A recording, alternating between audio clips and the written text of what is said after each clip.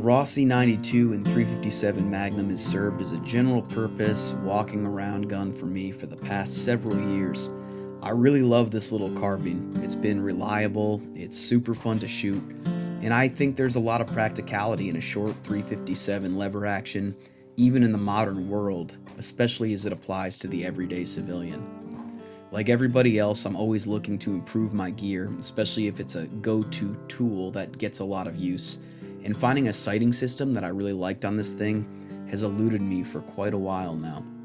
I think I finally found it in the Burris Fastfire 3 here, and I think it might just be the best optic for this class of light, fast-handling lever guns on the market right now. And I don't see a whole lot of talk about them in this context, which surprises me because it seems like lever actions are kinda all the rage right now. So I've had the Fastfire 3 on this 92 for about 6 months, and it's been really solid, and overall just a natural fit for my use case with the 92. It's a 3 MOA red dot, it's 1.9 inches long and weighs in at 1.5 ounces. It has 3 manual brightness settings and an automatic setting that reacts to the environment. All modes are toggled with this switch on the left-hand side. It is windage and elevation adjustable at 1 MOA increments. It's powered by a CR1632 battery that loads into the top of the sight, so it can be changed without having to take the optic off the gun. And it has an 8-hour timeout feature to help preserve battery life, something to be aware of if this is going on a serious use gun. Burris advertises the Fastfire for use with handguns, rifles, and shotguns. It includes a detachable Weaver mount, which seems to be of pretty decent quality, as well as a plastic housing to give the optic a little more protection in wet or dusty weather. I know from experience that getting water or debris in an open emitter red dot like this one definitely sucks, so I thought that was a cool little add-on to this package.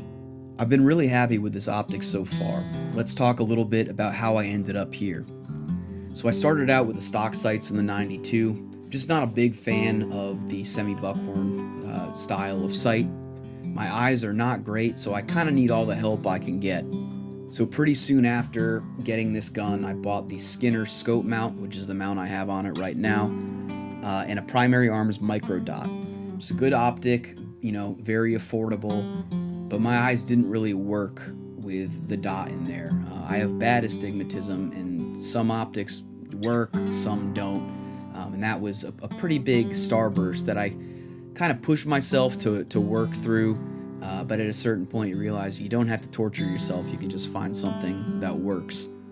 I ended up going back in the iron sight direction, and I got the Skinner rear sight for the Rossi 92. It required some fitting to install, which is kind of a pain. It's just kind of the nature of this pattern of rifle. There's not a whole lot of rear sight options, especially like drop-in options for the 92. I basically just got fed up with trying to get it zeroed. With a sight like that, you really have to use a mallet and spend a considerable amount of time at the range just trying to get things dialed in and hitting it back and forth and making sure everything's lined up. So it was just kind of like a frustration thing. I just didn't feel like I had the time to devote to that particular project at that point. So I put the Skinner mount back on it, and I put a primary arms 1X prism, which I've had really good luck with in the past on a bunch of different guns.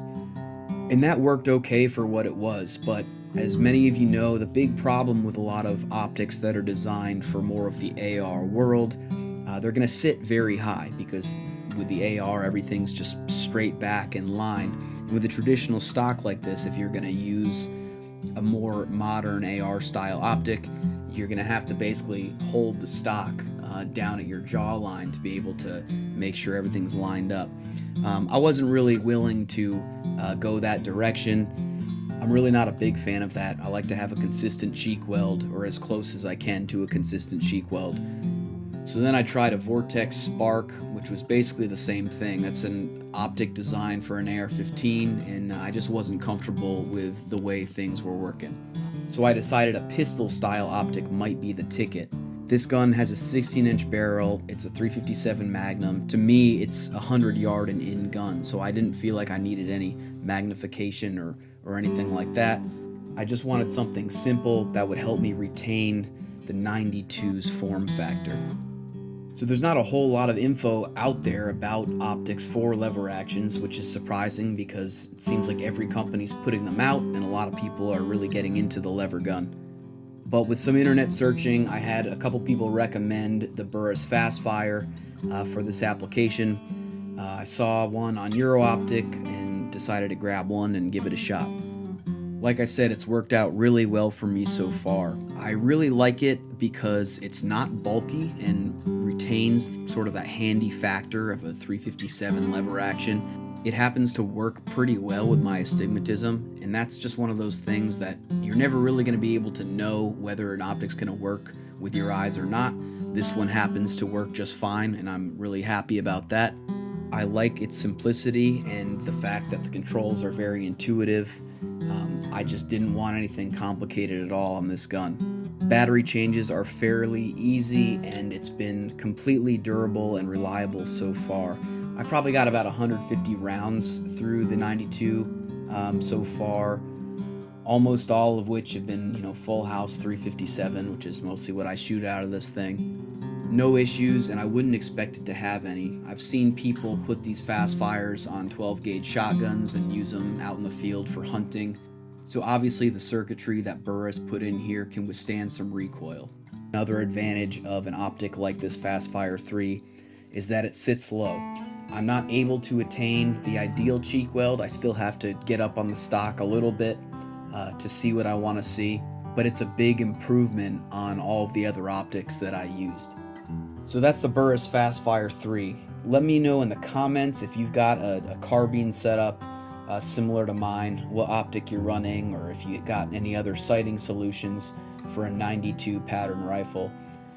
I really like this Rossi 92, and I think the Fastfire 3 is just a great addition to it, and it's been working out really good so far. And I'll keep everybody updated if anything happens with it, if I end up going in a different direction, but this is going to be on here for a while if I had to guess. You guys stay safe, and we'll see you next time.